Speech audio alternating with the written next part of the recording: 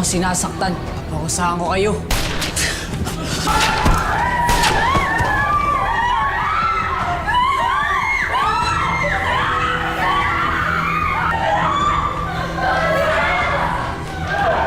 Hello, sir. Dito po ito sa San Andres Elementary School. Magpadala po kayo ng polis. Kailangan po namin ang tulong nyo. May namamarin po si Daddy dito.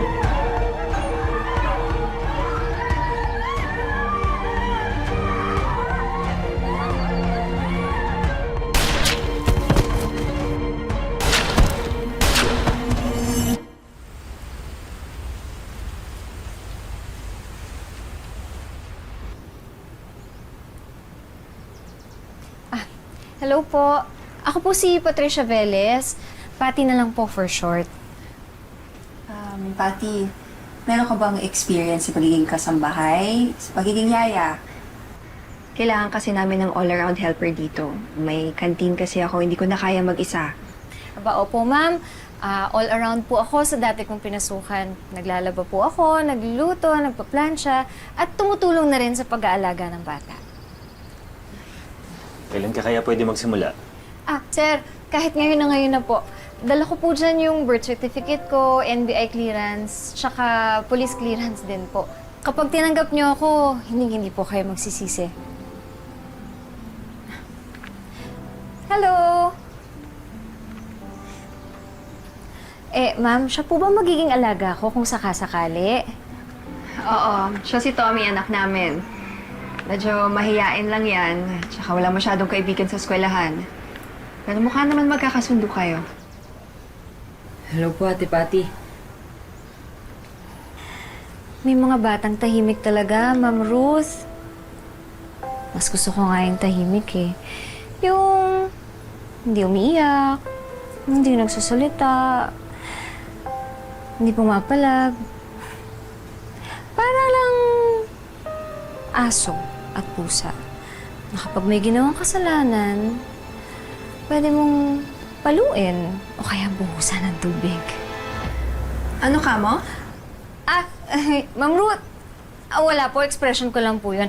Ang ibig ko po sabihin, may mga bata po talagang independent.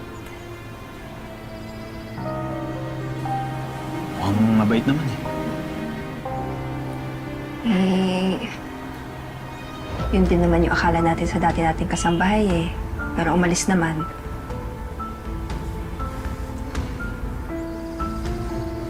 Pansamantala lang naman ha. Wala namang ibang nag-a-apply eh. Subukan lang natin. Pati, tanggap ka na. Talaga po? Naku, ma'am, sir, maraming salamat. Hindi po kayo magsisisi, promise po. Salamat po.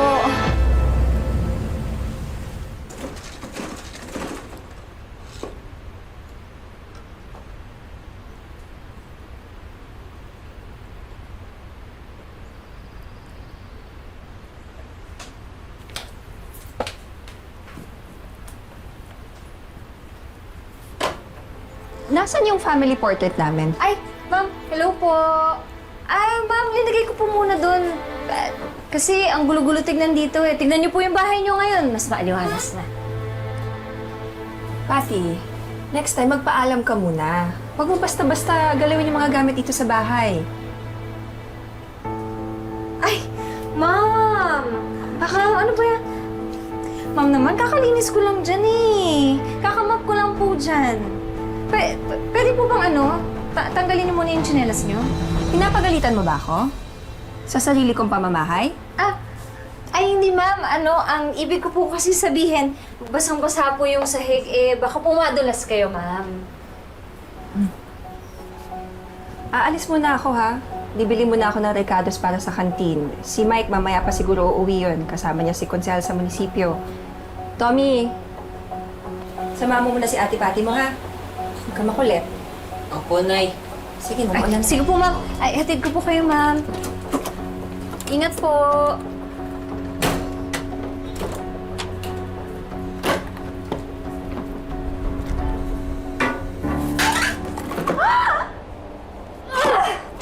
Tommy! Lintik ka talagang talagang bata ka? Alam mo ba, hirap ako mag-mop dito sa bahay niyo. Tapos dudumihan mo lang ng ganyan. Hindi ko po sinasadya. Halika nga dito! Halika nga dito! Alam mo, ikaw para ka rin nanay mo eh, ha?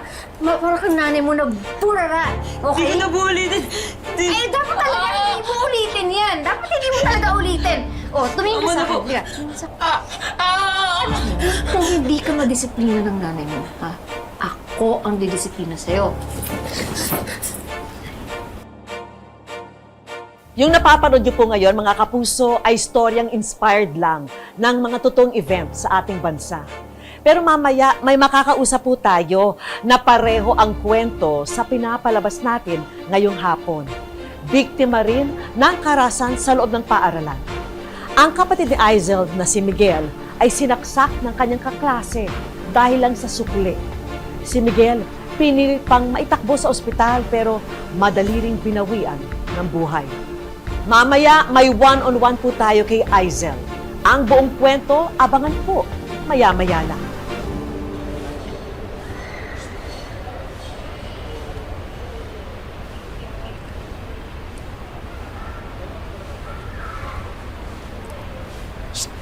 Hoy, Tommy. Ba't di ka sumasama sa amin? Okay lang ako dito. Hindi ka lang talaga marunong makisama. Uy! Wow! Sarap ng baon mo ah. Akin yan! Bilit ang nanay mo? Sarap ah. Akin na rin tong juice mo, ha? Akin yan!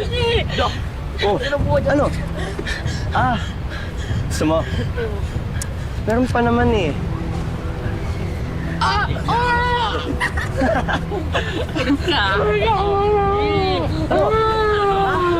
Tuno!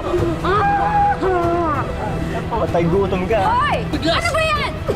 Bumili lang ako ng tubig. Pinagtitripo niyo na tong alaga ko, ha? Ano? Tommy, ano ginawa nila sa'yo? Uy! Sinaktan po nila ako, tapos inuubo nila yung baon ko. Ikaw na. Gusto mo? Gusto mo makati ng maliit? Ha? O sige, gumanti ka ngayon. Sige, gumanti ka. Ah, wala ako, sir. Sumbong kita sa mama ko! Oo, sige. Isama mo pa yung principal mo. Hindi ka dinidisiplina ng nanay mo. Ako ang didisiplina sa'yo.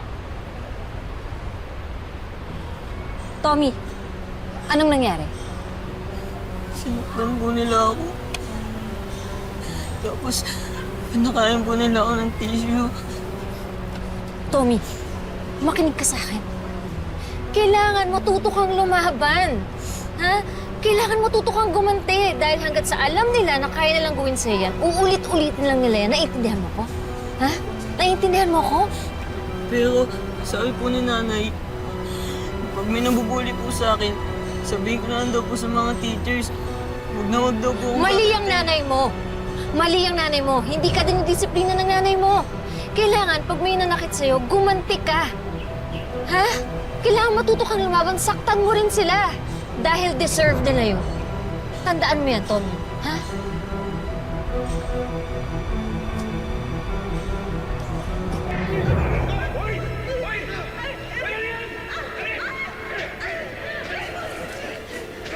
Uy, teka. Tommy, huwag mo patayin yan. Ano yan? Pati, sabi po ni nanay, bawal daw po yan. Cartoon sa Tanime lang daw po ang pwede kong panoorin. Ayaw niya daw po sa mga barilan at suntukan. Alam mo, Tommy, yung nanay mo, maling-mali talaga eh, no? Eh, alam mo namang, wala namang problema kung manood ka ng barilan, di ba? Alam mo, araw-araw sa buong mundo, sa Pilipinas, may namamatay at pinapatay. Kaya panoorin mo yan, dali na. Sige na, buksan mo yung mata mo. Buksan mo yung mata mo, dali na, panoorin mo. Oh, paano ka magiging tunay na lalaki niyan? At saka huwag kang mag-alala, secret lang natin to, okay? Kaya sige na, manood ka na. Ayan o.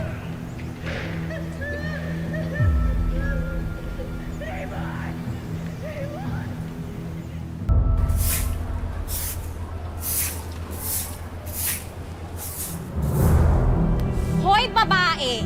Yaya ka lang, di ba? Pero ang tapang mo, ha? Anong ginawa mo sa anak ko, ha? Wala kang karapatan, ha? Nasaktan yung anak ko. Nagsumbong sa akin yung anak ko. Kawawa, grabe, takot na takot. Hinataw mo ba naman ng mineral water? Tama ba yun, ha? Walang karapatan yung anak mo, nasaktan si Tommy. Kaya ikaw, kung naghahanap ka ng masisisi ha, tignan mo yung sarili mo sa salamin. Dahil hindi mo disiplina yung anak mo. Ay, ito nga agad sa bunutan ng kalbuhin ka na. Yan ang dapat sa'yo, ha? Ganun ha? Ha? Halika dito! Halika dito! Ang bagay! Ikaw ba na ikaw? Ano ang tapang mo? Ano ba? Nasasaktan ako sa... Tulong! Hindi lang yun! Tulong! Magsabihan mo nga yung yaya mo! Ano yan? Magsabihan mo yung yaya mo, ha? Tapang-tapang ng yaya mo, nananakit pa? Ito na kami kasalanan, eh! Anak mo may kasalanan ha? Teka. Ano ba nangyayari to? Anong kaguluhan to? Sir Mike, ito kasing babaeng to sumugod eh. Nananahimik mo ako ni Tommy dito eh. So, ikaw yung amo niyan. Pagsabihan mo yung katulong mo, ha, na huwag mananakit ng bata. Alam mo kung anong ginawa niya sa anak ko, ha? Hinampas na hinataw niya ng mineral water. Tama ba naman yun? Aba bakit? Eh, yung anak mo, binubuli tong si Tommy. Pinagtanggol ko lang naman yung alaga ko. So, may karapatan ka ng manakit, ha? Tama na. Tama na! Yun naman pala, misis Yung anak nyo nagsimula, hindi naman sa kinakampihan ko yung yaya ko. Pero pagsabihan nyo rin yung anak nyo. Magsusumbong din kami sa principal's office dahil binubuli ng anak nyo yung anak ko. Magkakampihan pa kayo? Kakapal ang mukha nyo! May mga araw din kayo! Ikaw, ka ba? Tama na. Sige, ha? Kakapal ang mukha nyo! Salamat ka. Salamat ka. Dumating si Sir. Ay, nahampas talaga kita. Sir Mike, thank you po pinagtanggol niyo ako. Siyempre naman, pinagtatanggol mo rin yung anak ko linisin natin yung sugat mo. Mamaya may infect pa yan, ha? Kamusta ka? Okay ka ba?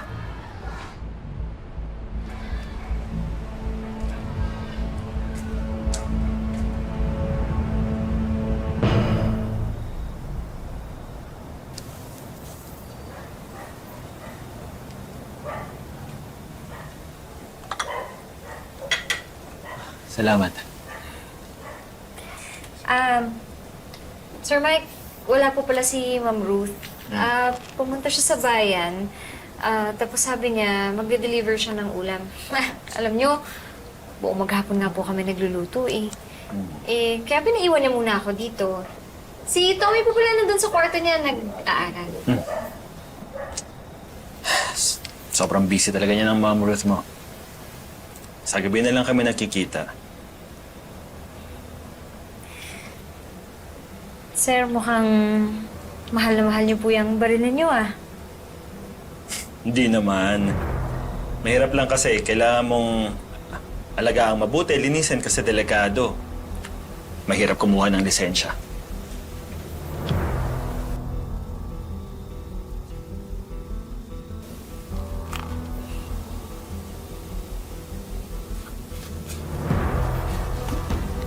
Alam niyo, Sir Mike, ang gwapo-gwapo niyo. Lalo na kapag hawak niyo ang balon. Para po kayong action star.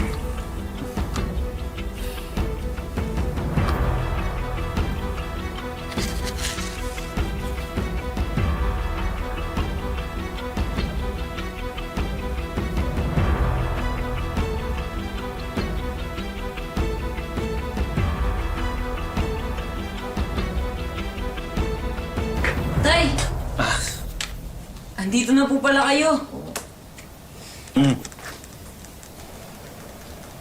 Anak, Sir, mauna na po muna ako. Tay, pwede ko po bang hawakan yung baril nyo? Gusto ko po kasi magbaril-barilan. anak, hindi pa pwede. Bata ka pa. At hindi pwedeng humawak ng baril ang bata.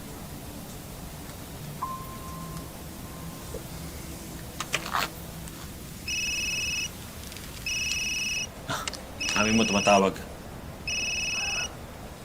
Hello, Ruth. Oh! Nung oras na wala ka pa. Ano, tumirot yung sasakyan nyo? Hello? Ruth? Ruth? Hello, teka, lalabas na ako. Hello? Hello?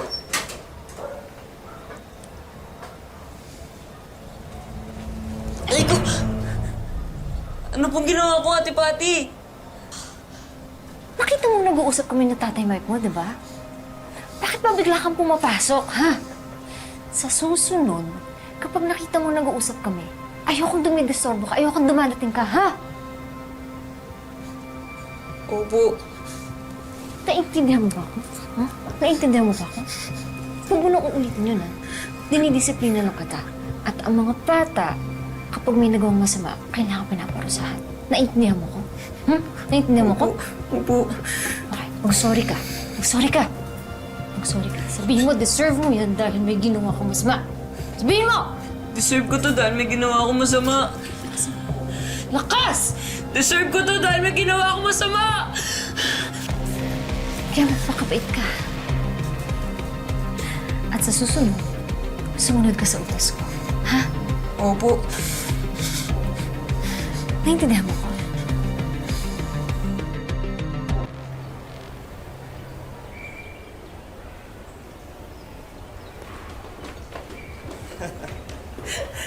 Ito yung sumbungero, oh. Nasaan na ang yaya mo? Hindi ka pa may pagtanggol ngayon? Hindi na ako natatakot sa inyo. Hindi ko na siya kailangan para ipagtanggol sa sarili ko. Tama ka. Ano? Tama ka? Lumaban ka! Ano? Lumaban ka! Hoy! Bitawan niyo nga si Tommy. Lagi niya na siya sinasaktan. Sino ka ba? Gusto mo ikaw sunod ko? Aba, katawagin ko si Sir Corpus. Kahit sino tawagin mo. Kayo lahat sa kanya. Ito, oh. Drol.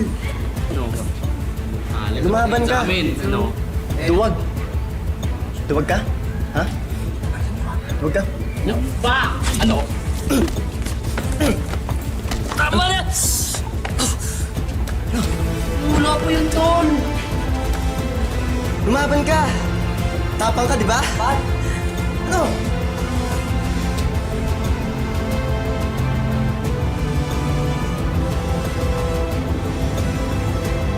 Ano yung isip mo? Iyak ka ba? Deserve niyo masaktan dahil masama kayong bata. Papangusahan ko kayo.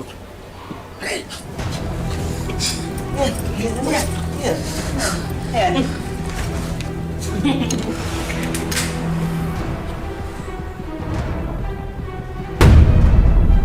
Lagi niyo na ako sinasaktan. Papangusahan ko kayo. Teka. Bibiro lang kami. Bibiruan lang tayo, Tommy. Tommy. Bibiruan lang tayo, Tommy. Baba mo yan. Tommy, nagbibiruan lang tayo. Baba. Tommy? Ba't may baril ka? Ibaba mo yan, baka mapahamak ka. Bawal sa bata ang humawak ng baril. Akin na! Bigay mo kay teacher. Binugbog po nila ako, sir. Pakusahan niyo po sila. Deserve po nilang mapakusahan dahil masasama po sila. Pangako, kakausapin ko ang mga parents nila. Mali ang ginagawa mo. Huwag kang mananakit, Tommy. Huwag ka yan. Kinakampihan niyo pa sila. Bilangin mo si Mr. Corpus. Bilangin mo. Tommy, binaril mo si Mr. Corpus. At kayo rin!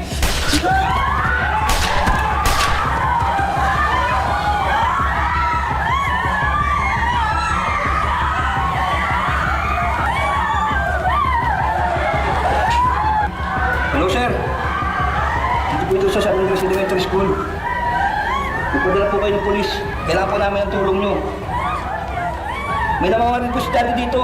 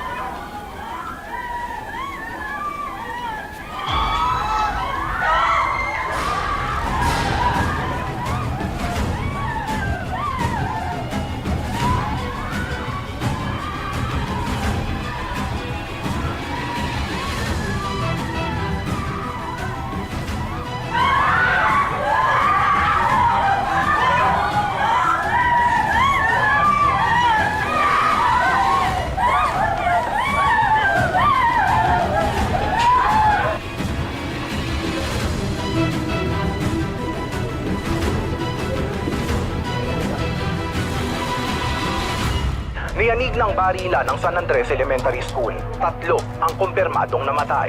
Kinumpirma ng mga otoridad na isang 12 anyos na mag-aaral na nagngangalang Tomas Villaluz ang pangunahing sospek sa pamamaril. Inaalam pa ng mga otoridad ang motibo at iba pang detalye ng insidente. Hindi totoo to, di ba? Hindi totoo to. Hindi mamamatay tao si Tommy, di ba? Hindi siya mamamatay tao, hindi niya magagawa yung mabait na bata si Tommy. Hintayin na muna natin yung resulta ng investigasyon. Baka naman napagkamalan lang. Ayoko! Tommy? Anak! Bitawan niyo ako! Kuya, pwede po bang makausap yung anak ko sakit? Saglit lang ho. Okay lang. Tommy? Anak? Sabihin mo sa akin yung totoo. Di ba hindi ikaw yung bumarel? Di ba wala kang ginawa? Mabait kang bata, di ba? Di ba mabait kang bata? Nay, hindi ko po sinasadya. Sorry po, Nay. Bukas nila ako minubuli. Ang sama po nila sa akin. Kaya po nakuha ko pa yung baril ni tatay. Kasi tatakutin ko lang po dapat sila eh. Pero binubuli po nila ako. Masama po nila, Nay. Ayaw po nila akong tigilan. Anak, sana sinabi mo sa amin yung pambubuli nila sa'yo. Di ba? Sana kinausap mo kami. Pero, Nay, ang sama nila. Di po ba ang masama? Pinaparusahan. Ano? Anak, bakit ganyan ka mag-isip, ha? Sino nagturo sa'yo niyan?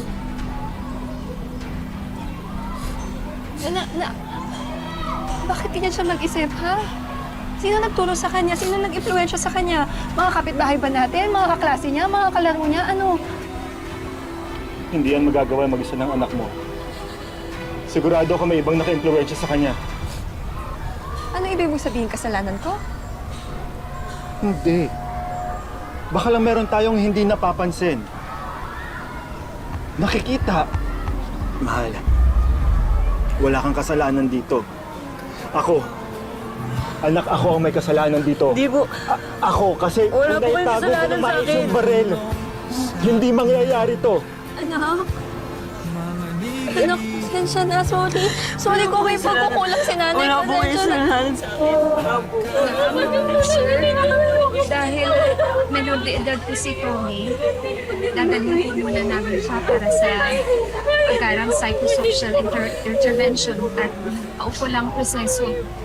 Kailangan din po namin suri ang kanyang kalagayan at ang buong pangyayari. Sige ho. Gawin niyo po kung ano pong dapat gawin. Nay, kukulong po nila ako. Hindi po kayo mamaya sa may kukulong. May kasalanan po ko, Nay. Tommy, sumama ka na lang sa kanila. Tommy!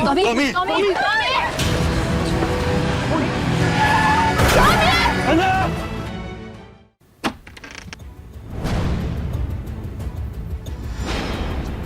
Anong ibig sabihin nito? Mike?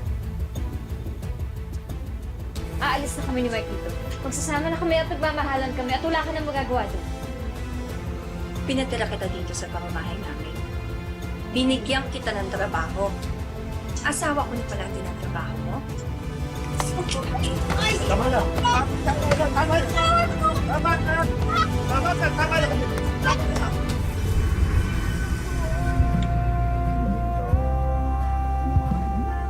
May mga nabubuli po sa akin sa school. Sinasaktan po nila ako. Sabi ni Ate Patty, kapag sinasaktan ka, umaban ka. Hindi ko alam paano makaganti kasi marami sila. Yung kwentong napanood nyo, mga kapuso, ay katang-isip lang. Pero ang kasama po natin ngayon ay isang kaanak ng biktima ng karahasan. Ang kapatid ni Aizel na si Miguel, nagkaroon ng alitan tungkol sa 10 pisong sukle na nagdulot ng pagkamatay niya. Ano ang naging kwento sa inyo ng mga bata? Ano yung nakita nila? Bale, naglabas po agad ng balisong. Nagbiro pa po daw yung kapatid ko na pre, baka saksakin mo ko niya na. Tapos nagulat na lang daw po lahat na ayun nga po, bilang nga po siyang sinaksak. Dahil lang sa 10 pisong suto, Oo. sinaksak siya. So next Saturday, 4 p.m. pa rin, abangan ang pagtatapos ng storya na napanood niyo po kanina.